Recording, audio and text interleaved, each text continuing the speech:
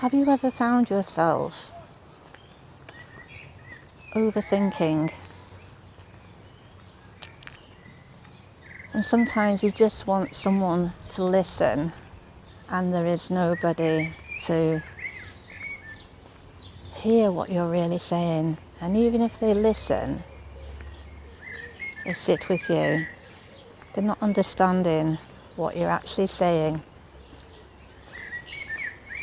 which leads to more confusion and frustration, because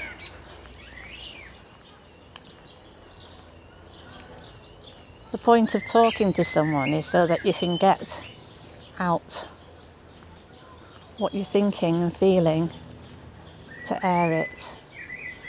But there's a bigger process to talking to someone, whether it's a friend, a stranger, a counsellor. It allows you to listen to your inner thoughts. It allows you to hear what's really going on inside. And sometimes it's a way of putting everything in perspective.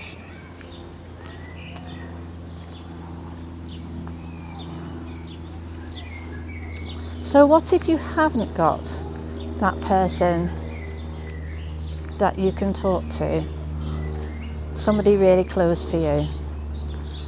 And you might be fortunate to have a family member. I think our grandmothers had a place in many of our lives for being a listening ear and the comforter with unconditional love. Bake us a cake or some cookies and everything will be okay, even though sometimes it wasn't. But part of growing pains is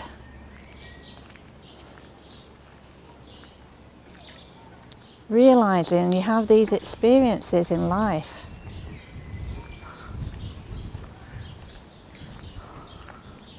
And sometimes the feelings that are evoked internally because of these experiences are sometimes difficult to put into perspective. And sometimes people go through things they don't really want to talk about, but they don't want to hold on to the experiences, thinking about the experiences. What if things were different? What if I did something instead of having this experience?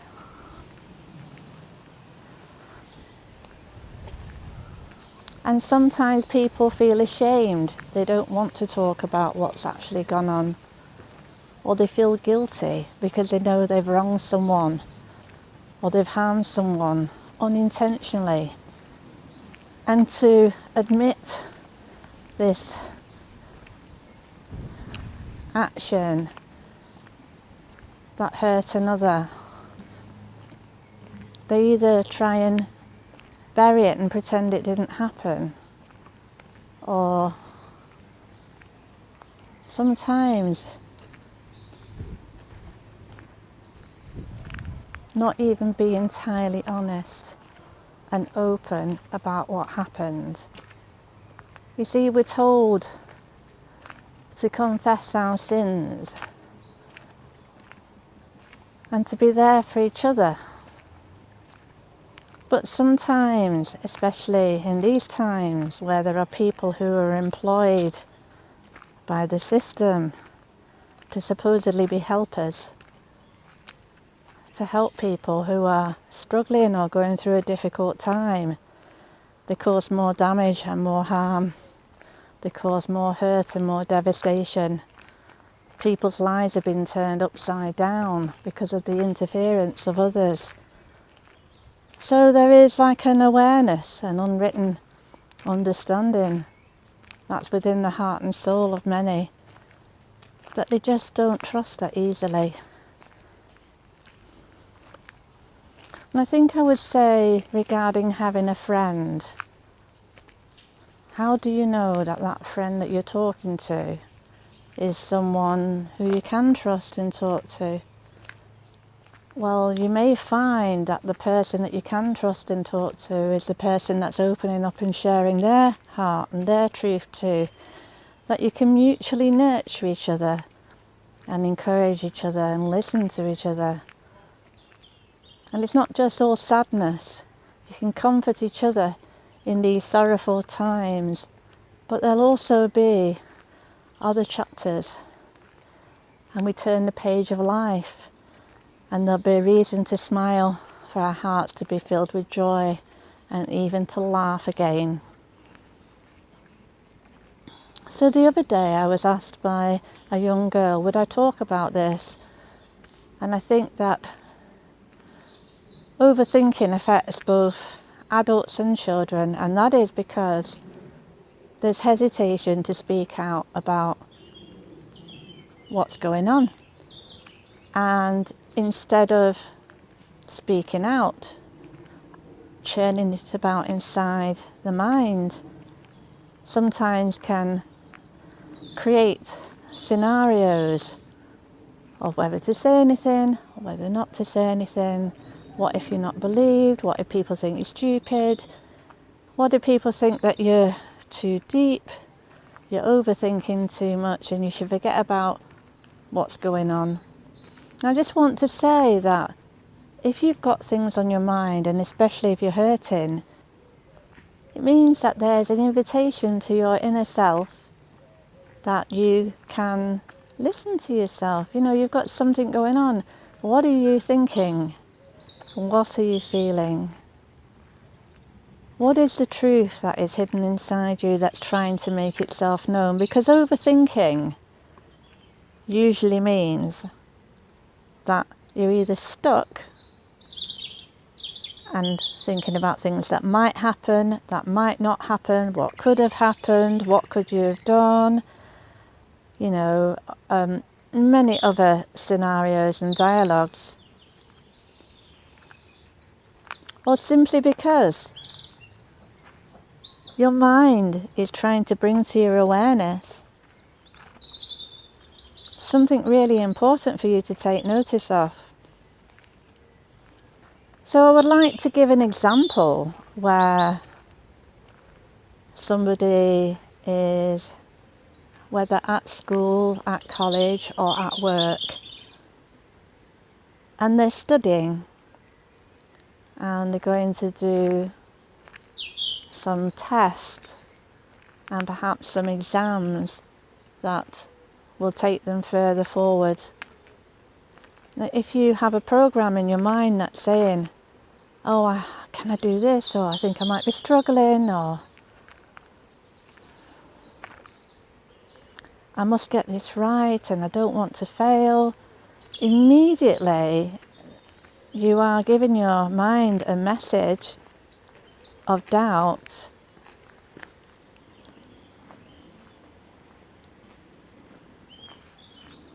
If you have a dialogue going on in your mind thinking, oh, I don't know if I'll be able to do this, I don't know if I'm good enough, I'm not clever enough, what if I fail? These are negative thoughts, and each negative thought you give yourself, you are actually limiting yourself.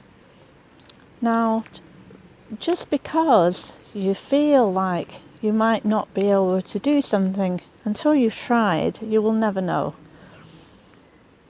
But one of the factors on being able to move forward sometimes and becoming unstuck is to seek the advice of somebody.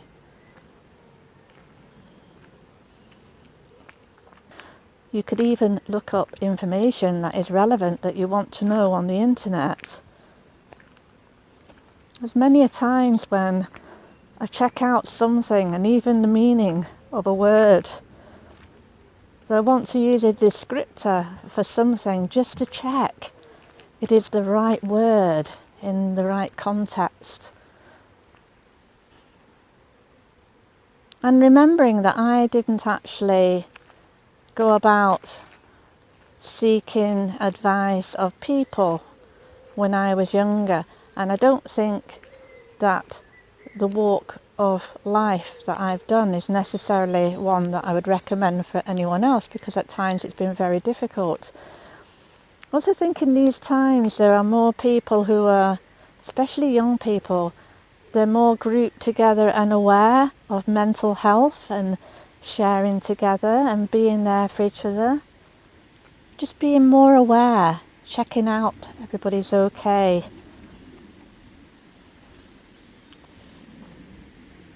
But loneliness when in a crowd is very difficult, because part of that might be triggering overthinking.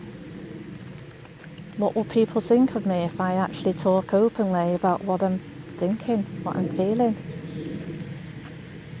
What will people think of me if I turn around and say, I'm struggling or I'm hurting?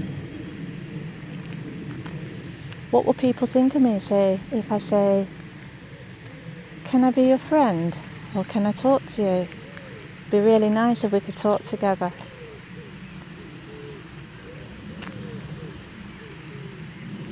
And sometimes it can be beneficial if you've got a lot going on, especially if you're struggling with mental health, is to seek somewhere where you can be there for others. Perhaps get involved in some charity work, or go and visiting an elderly person and befriend the elderly, or going helping out somewhere. If you're at home and you've got family members close to you, I know not everyone has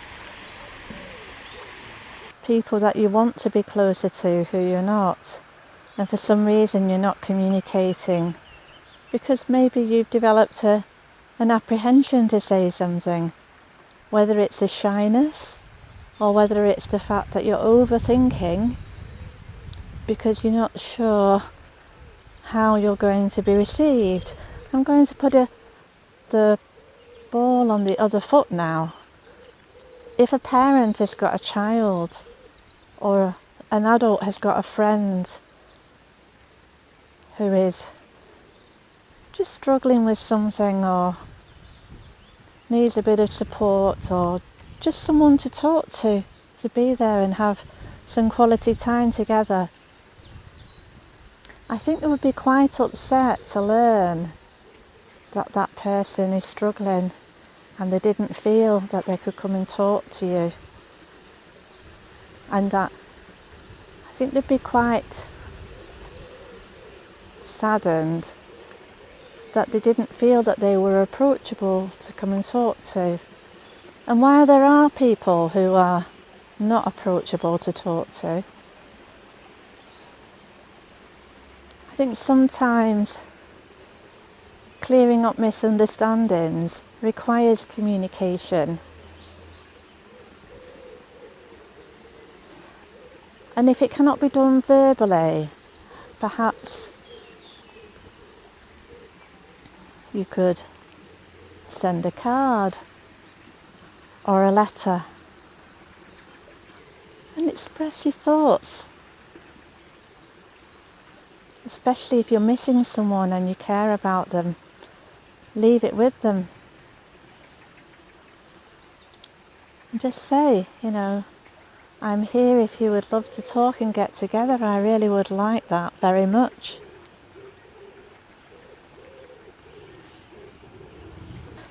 But what if there is pain and sorrow and grief and you're overthinking about everything and you're struggling because you're hurting and there's nobody to talk to? Well, there is something that you can do if you're willing to try, without contacting the person. If you want to wholly express your truth and get out everything that's going on inside, So at least to alleviate some of the pain and pressure.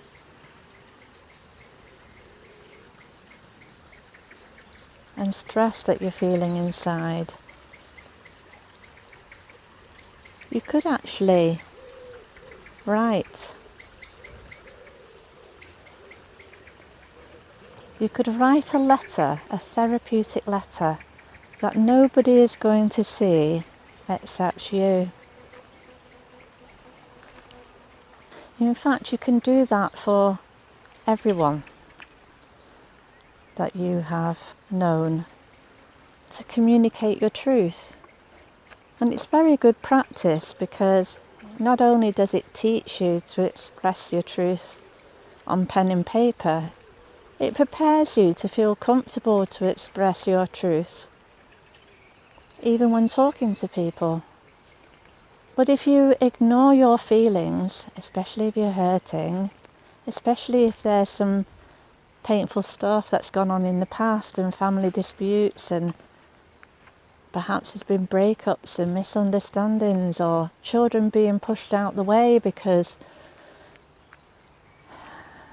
the parent has met somebody else and suddenly both parents who were once together are no longer, and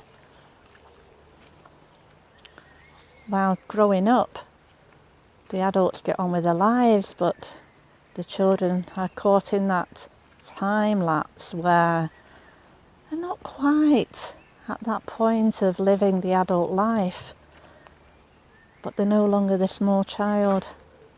So when you're a toddler and a young child and all in the cuteness, children get hugs and affection. Some don't. Some don't get any affection at all. They might even get rejected and be witnessing lots of shouting and arguments. And growing up in that environment, especially if parents aren't together, or even if they stay together, it's difficult. And you shouldn't have to endure that. The opportunity for you to process your thoughts and process your feelings by writing it out. You're not going to send this therapeutic letter. You're going to write out your truth to whoever, as if you are writing to them, but you're not going to. You might be angry at somebody and really put out by what they've done to you and hurt you. Again, not advised to send the letter, although I admit I have done. Well, it's my personality when I was younger. Might regret it afterwards, but what we don't realise is that anger letter is so forceful of emotion and pain and disillusionment that the reader can be sometimes shocked, and somebody who doesn't want to admit responsibility that they hurt you or violated you, or they've done something that has been extremely harmful for you, very few people can admit that and go, oh, I wish I hadn't done that, I've really hurt that person, I must go and sort that out, I must try and make amends some way. We live in a time when a lot of people openly say they don't care. And what's even worse, we live in a time where innocent victims are being condemned and abusers are getting away with what they're doing. The innocent victims are not believed, and that's the problem.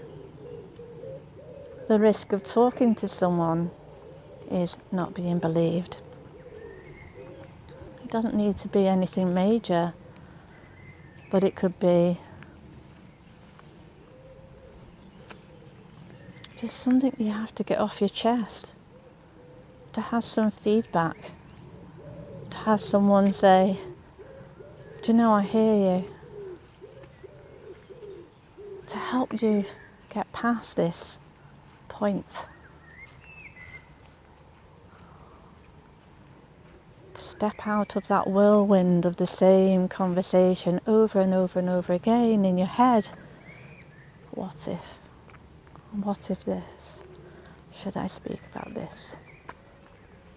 what really happened, and what happened in our lives and to other people has actually happened. We can't reverse what has actually happened. We can actually try and gain some perspective. Our feelings can be hurt and our thoughts can become troubled because we're unable to get perspective.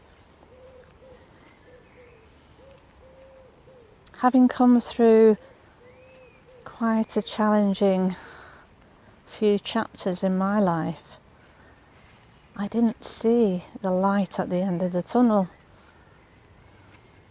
I didn't realise how it was okay to be different. It was okay to be quiet among noisy people. It was okay to sit at home and study while others just wanted to go out. It was okay not to try and keep up with somebody when you've always been encouraged to be your own person. It was okay not to go out spending a load of money and getting in debt, and instead to save up the little bit of money that you had coming in. It was okay to save up a deposit to get a small house instead of blowing the rent money and people living hand to mouth just trying to get by, because the reality is for many people decisions were made, one to rent, one to buy, and there wasn't much in it for the payments. And today the cost of living is so much more expensive, and meeting bills and demands and expectations even more expensive, putting everybody under pressure. But at least if you own your own house and you can just keep up with those payments and even reduce the payments,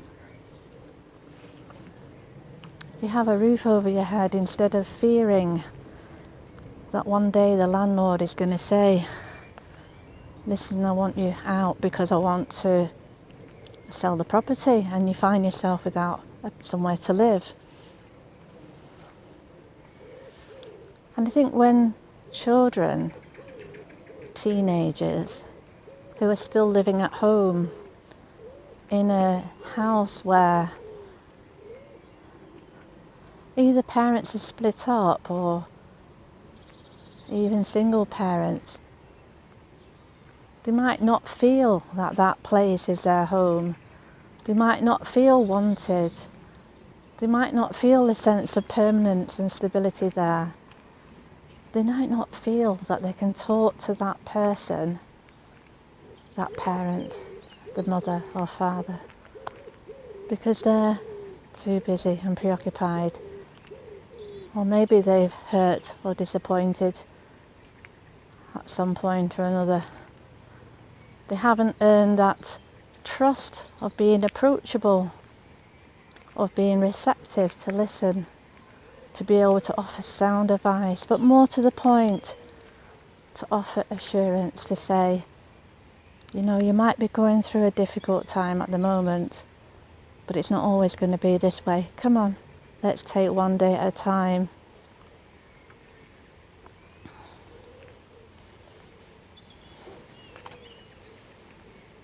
If you've got no one to talk to, you never know, you might meet someone who can totally relate to what you're going through by circumstances.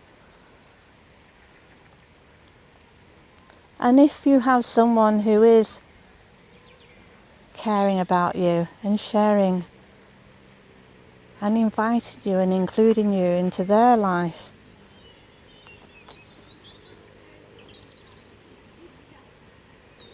if you have a friend who is someone that you can relate to, you both had similar experiences,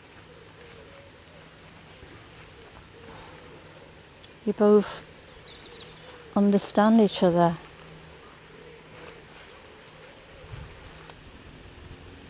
you can talk about stuff, and sometimes it can appear to be a burdensome mountain of grief and heaviness. But that's only coming from inside, and the person listening might feel it.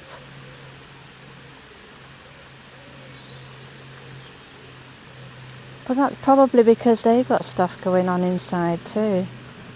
If you're a deep thinking, deep feeling person, and you're with somebody who functions on a very superficial level, and they give you the impression that they don't really care about people's thoughts or feelings, they just want to do what they want to do, that you are at their beckoning call, and you go because that's who you are. You don't want to let anyone down.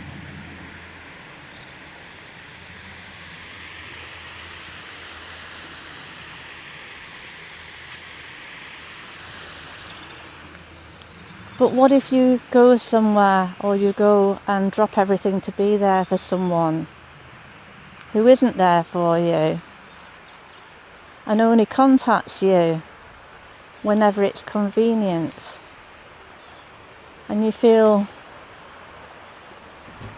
you don't quite fit in, you don't quite feel the sense of belonging or feeling you're with a friend.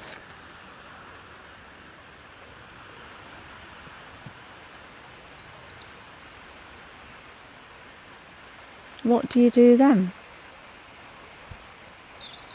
So choosing your friends wisely.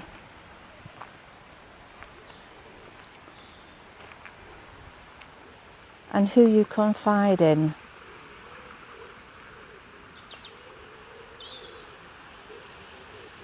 Is a sensible choice. If a stranger arrives to you and they're prying without sincere care. So for example, now we have a system in place where there are officials and they're doing their job, supposedly helping people, but they're not. They're not helping people at all. They're forming opinions and making assessments, and their opinions cannot be accurate when they've got the wrong information and they don't understand. Now, I trained as a counsellor. I've done a few courses, one with holistic health, a little bit further. And I remember when I was helping people face to face in a particular area, it was working with people with a very serious illness that potentially could be the end of their life, yeah? And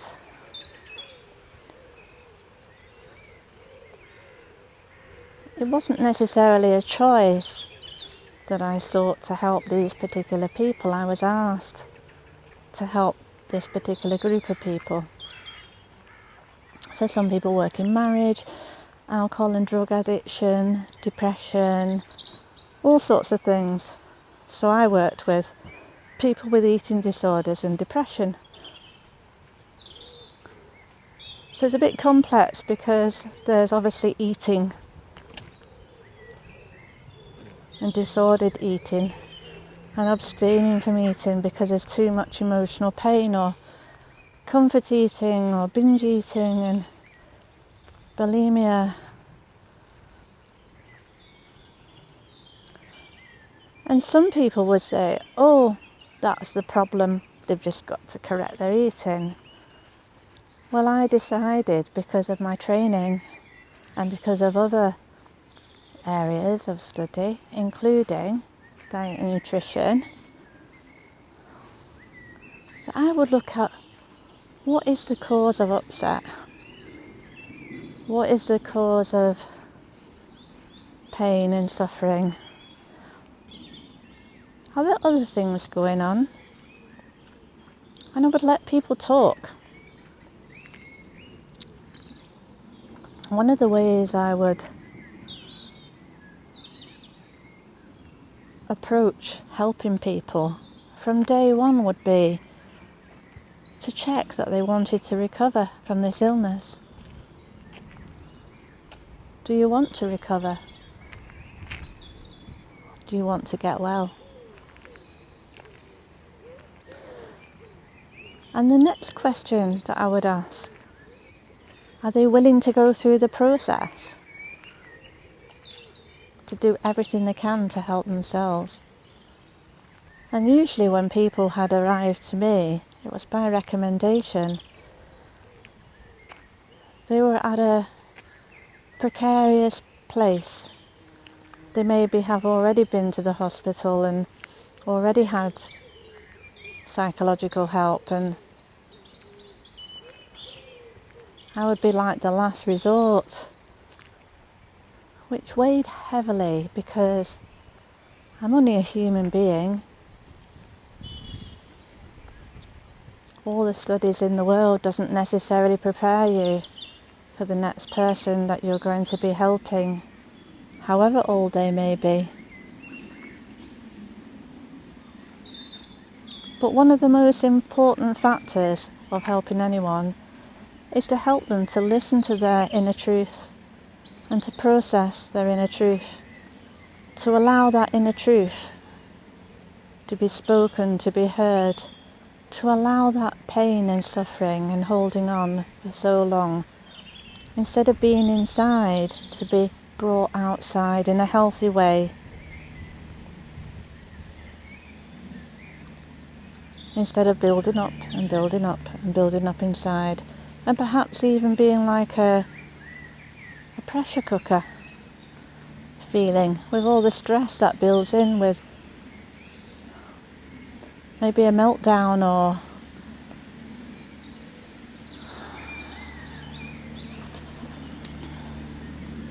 floods of tears, or a big emotional outburst and things being said out of context because of built up frustration and anger, where more misunderstandings are created. And nobody wants to go about their life creating misunderstandings, and nobody wants to go about life being misunderstood. The thing is, we're living in a time where so many people are pretending to be somebody they're not. People are very much influenced by celebrity and social media, who want to be famous. People are embarking on these get-rich-quick schemes, and many youngsters are being influenced to want to have designer labels and a lifestyle and financial abundance that hasn't yet made itself available in the reality.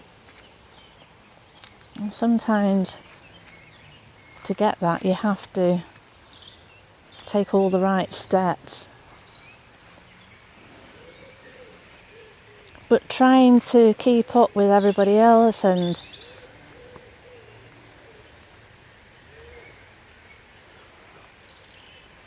getting into debt, or wishing you were someone else, or wishing that you looked like someone else, or not liking yourself because somebody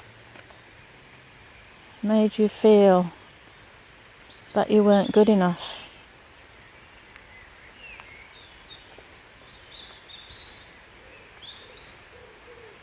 Maybe believing that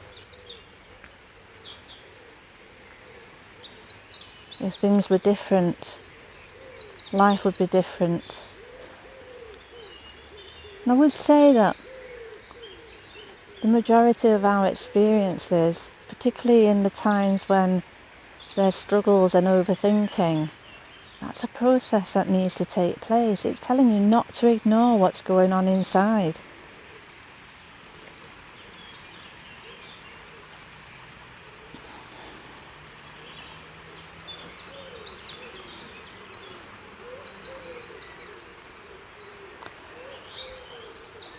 If you were to get a private journal,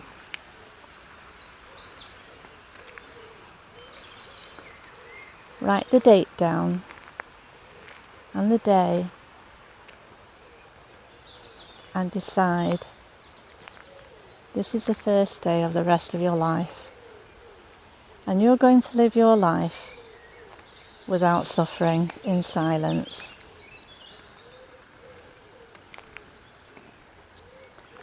If you can't talk to somebody about what's going on with you and share, then use the therapeutic letters to process. One of the things I learnt through the people with eating disorders, I had a group online, and I decided, because it was such a prolific illness and not everybody could afford to get therapy or access therapy, there weren't the people qualified to help, or people who were willing to work with these people, because it's complex. It's not just the person, it's their environment, it's what's triggering, and there's a root cause there somewhere. And I think that the main point is getting to the root cause of what's going on, what's troubling your mind, what's causing your overthinking, what's triggered emotional pain, what's caused you to step back and not speak out, and look at that for what it is. But you are here, and you're here for a reason, and you've got a valuable purpose. Sometimes people can be cruel, adults can be cruel as well. It's shocking and quite disgusting how low some people stoop to injure people who are innocent, to cover up their own wrongdoings, or try to. But one of the biggest concerns are huge numbers of people, adults and children and teenagers, who are overthinking and even suffering in silence. So I want to just say, if you're one of those people who listen today, you're not alone. And even though you haven't met your tribe, because there's a great many people who can relate to you and would love you to be their friend, they would value having somebody they can relate to. Life appears hard when you don't see the light at the end of the tunnel. Life can be confusing when there are things that have gone on that you don't quite understand. Life can be disillusioning when friendships and relationships and marriages fall apart. But one never realises at the time that later on somebody else is going to come along who's going to have a far greater meaning. And during your suffering and your struggle with your internal process of listening to yourself and being true to yourself, you grow, you change. You no longer tolerate being among people that you don't want to be with, or doing what you don't want to do. You start thinking about what you really want to do in your life and where you're heading. And if you think you're not good enough to start a new life, maybe to take a course of study, to follow your dream, or perhaps there's some other goal. I spoke to a young man, and he's not particularly, doesn't come across as macho. He's a really nice person, very sincere. And he told me he went and jumped out of an aeroplane. Was it parachuting? And it was the best thing he ever did. The rush of adrenaline felt fantastic. So sometimes, whether it's climbing a mountain, going somewhere that you've never been before, venturing out of what is the comfort zone, really sitting back and put everything down and think, what do I really want? What do I really want to do? Because, life will skip by very quickly. The years pass by very, very quickly. And while you might not be 70 and deciding that you're going to do that university degree, as one gentleman I spoke to, and he did it. And he said, I am in peace now. Yeah, I've achieved everything I set out to do.